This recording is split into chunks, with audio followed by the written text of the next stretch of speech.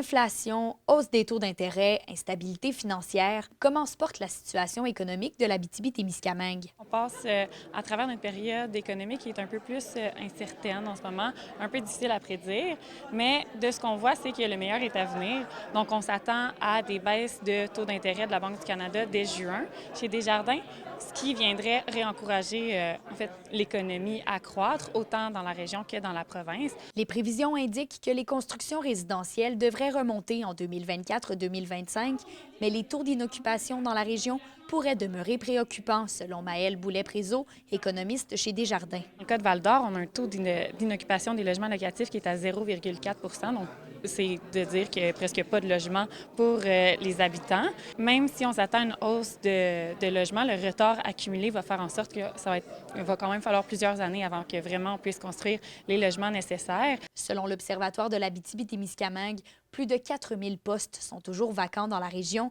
et les économistes indiquent que la situation ne devrait pas s'améliorer de sitôt. Mais c'est sûr qu'on a une population qui est un peu plus vieille en Abitibi-Témiscamingue. Donc, on a beaucoup de gens qui ont quitté le marché du travail, puis on n'a pas eu suffisamment de nouvelles personnes qui sont entrées sur le marché du travail pour prendre la relève.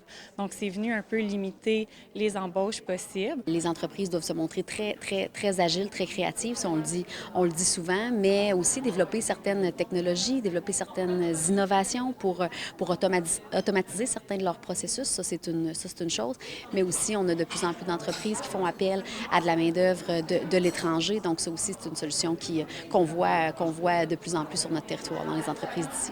La semaine dernière, la ville de Val-d'Or a d'ailleurs annoncé qu'elle souhaite se doter d'un nouveau plan de développement économique. L'ensemble de la population est toujours invitée à répondre à un sondage disponible sur le site de la ville pour identifier les besoins des citoyens.